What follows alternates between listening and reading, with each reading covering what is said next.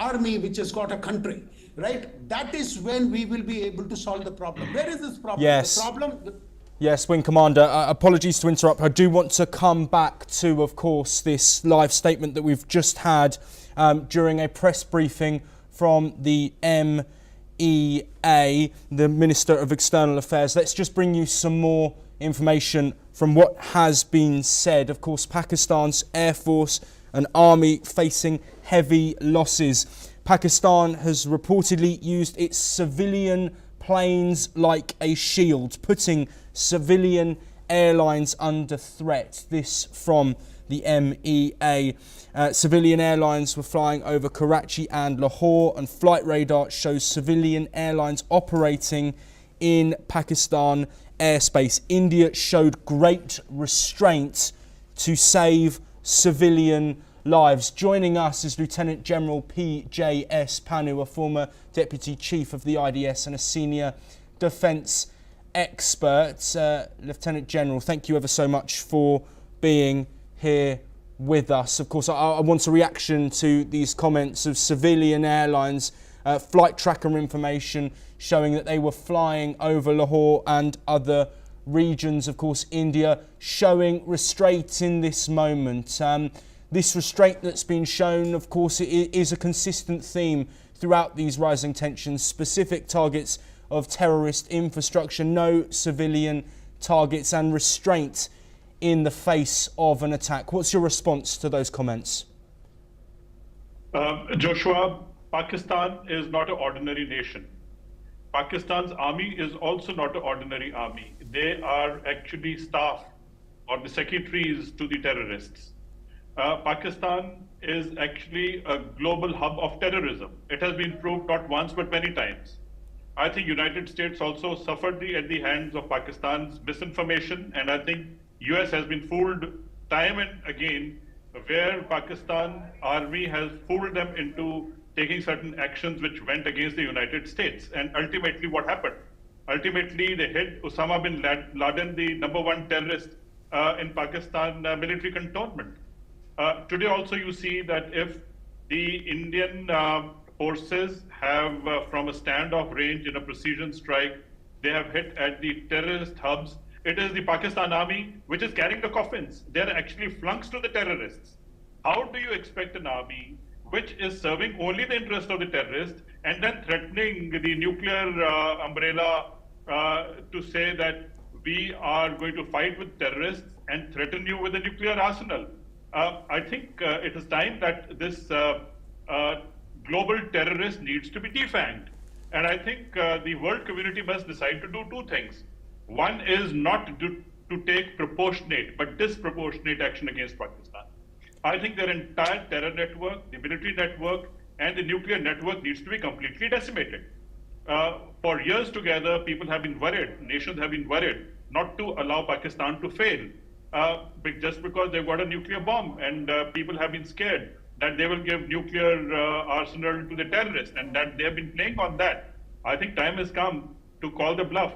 And for years and years together, including in Kargil 1999, when Indians had to fight the Pakistan army, they were actually fighting in civilian clothes. They pushed the local civilians, and all those military Jawans or military soldiers who were fighting there, Pakistan army completely disowned them.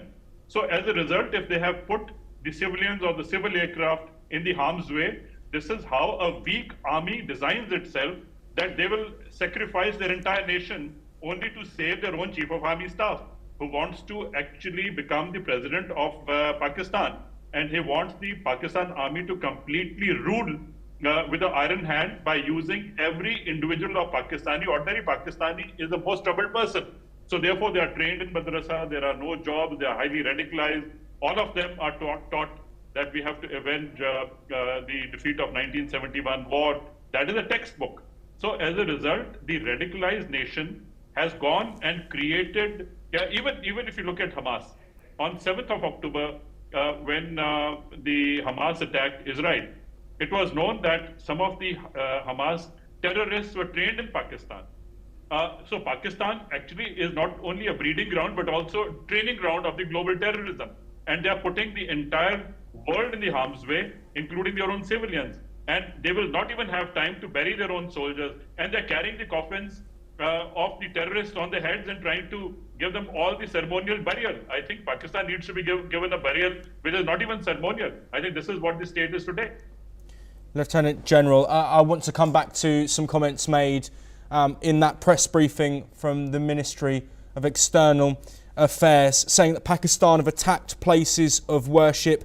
Shellings on the 7th of May have landed in Pooch, Jammu, and killed 2 children after a shell fell behind a school. Of course, Pakistan denying anything and saying that India have attacked themselves. The evidence here from the Ministry of External Affairs is clear. Flight data are also showing the use of civilian airlines as well during this time. Lieutenant General, I am going to come back to you, but I want to look at some comments that have been had now from some global leaders. Secretary of State Marco Rubio has shared his thoughts and the Prime Minister of India has appreciated US comments on working together with the country. The minister also underlined India will counter attempts of escalation.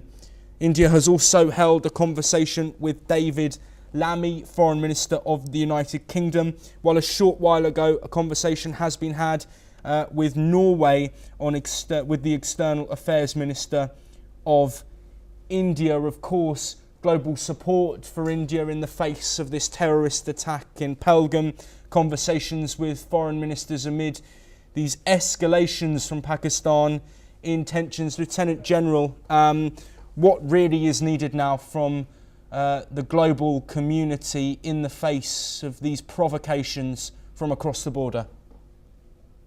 Joshua, I think the global community, the Western world, including the United States, has realized that Pakistan has been taking the whole world for a big ride.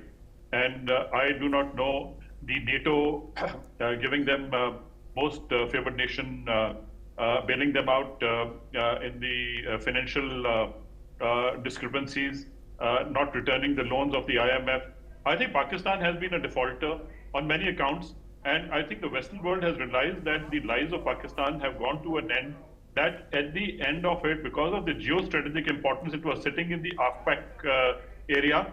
And in the great game, Pakistan knew very well that the Western world would need Pakistan to block Russia.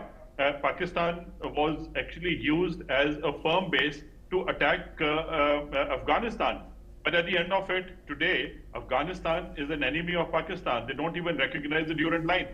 So what you are saying is that the Western world has actually understood. But I think, again, the statements which have been made, though they are not making a direct reference to the nuclear power or the nuclear threshold that the two countries can actually cross, but I think there is a larger worry that the two nations can even go nuclear. But I think Pakistan's bluff has been called off. India has attacked them in a manner that I think conventional forces might get unleashed very soon. And if there is a nuclear threshold cross, so be it. And let the Americans and let the Western world understand that there are consequences to pay. You can't have a terrorist living in a neighborhood and threatening the whole world. The whole world must come together to sort out this menace of terrorism. So whether it is in Afghanistan or elsewhere, I think I would be very happy if I see the militaries of the world concentrating on sorting out Pakistan. Otherwise, this problem is going to remain forever. I think this has to be the end of beginning of the end of terrorism menace of Pakistan. Yes, absolutely. We just have a couple of minutes left.